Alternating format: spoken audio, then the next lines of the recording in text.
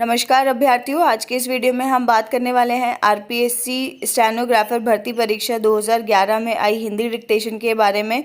और मैं आपको बता दूं कि इस तरीके की वीडियोस के लिए आप हमारे चैनल को सब्सक्राइब कर सकते हैं, क्योंकि आरएसएमएसएसबी का भी जो एग्ज़ाम होने वाला है उसमें इसी तरीके की डिक्टेशन आप लोगों से पूछी जाएगी। तो ये वीडियोज़ आप लोगों के लिए काफ़ी हेल्पफुल हो सकते हैं।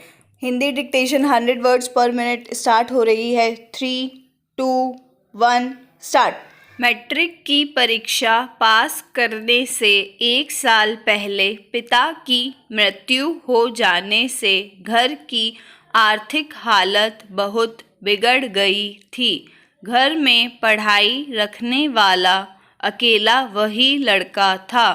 परिवार को उससे बड़ी उम्मीदें थी, इसलिए आगे पढ़ाने के लिए उसे पास के शहर के कॉलेज में दाखिल कराया गया, लेकिन वहाँ पढ़ाई अंग्रेज़ी में होती थी, जिसे वह समझ नहीं पाता था।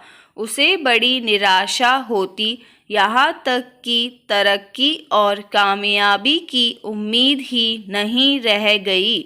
इसी बीच परिवार के एक मित्र ने सुझाया कि इसको इंग्लैंड जाकर कानून पढ़ना चाहिए। उन दिनों इंग्लैंड से बैरिस्ट्री करना कहीं आसान था।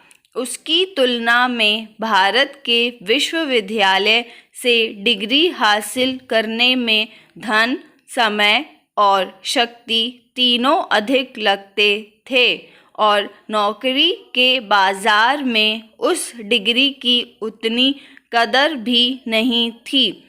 बम्बई की डिग्री हासिल कर लेने पर ज़्यादा से ज़्यादा क्लर्की मिल सकती थी, और उनका कहना था कि अगर वह अपने दादा और पिता की तरह किसी रियासत का दीवान बनना चाहें तो उसे विदेश के किसी विश्वविद्यालय की डिग्री की ज़रूरत होगी।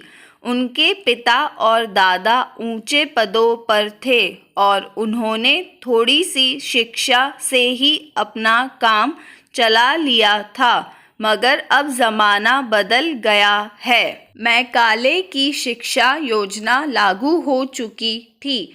भारतीय विश्वविद्यालय हर साल हज़ारों की संख्या में कला और कानून के स्नातक तैयार कर रहे थे। ऐसे स्नातकों की तादाद बहुत अधिक हो गई थी, इसलिए विलायत जाकर डिग्री हासिल करना ऊंची नौकरी की होड़ में यकीनन फ़ायदे की बात थी। विदेश जाने की बात सुनकर उनका मन खुशी से नाच उठा। कॉलेज के अध्यापकों के लेक्चर उसकी समझ में नहीं आते थे, इसलिए दार्शनिकों एवं कवियों के देश और सभ्यता के केंद्र इंग्लैंड को देखने की उत्कंठा के साथ साथ कॉलेज से छुटकारा पाने की आशा बलवती हो उठी। उसके बड़े भाई को भी यह प्रस्ताव पसंद आया, पर उन्हें इस बात की चिंता होने लगी कि खर्च के लिए पैसा कहाँ से आएगा। उसकी माता की तो छाती ही बैठ गई। अपने सबसे छोटे और लाडले बेटे को वह समंदर पार विलायत के अनजाने प्रलोभनों और खतरों के बीच कैसे भेज देती, यह मसला उनके लिए बहुत बड़ा और टेढ़ा था। पर इसमें उन्हें अपनी अक्ल चलती दिखाई न दी, तो वह सोचने लगी कि काश इसका फैसला करने के लिए आज उनके पिता जीवित होते।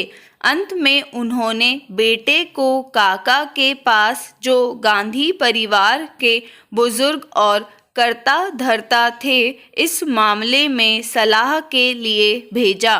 बैलगाड़ी और ऊंट पर यात्रा करके वह अपने काका से मिलने गया। काका ने आव भगत और स्नेह तो बहुत किया, लेकिन धर्म को भ्रष्ट करने वाली समुद्री यात्रा के लिए इजाज़त देने को खुले मन से राजी न हुए। वह राज्य के अंग्रेज हाकिम से वजीफा मांगने गया। गांधी परिवार ने उस राज्य की बड़ी सेवाएं की थी, लेकिन वहां भी निराशा ही हाथ लगी। अंग्रेज अफसर ने नाम मात्र का सौजन्य दिखाते हुए कहा, पहले बम्बई विश्वविद्यालय की डिग्री ले लो, इंग्लैंड के लिए वजीफे की बात उसके बाद करना।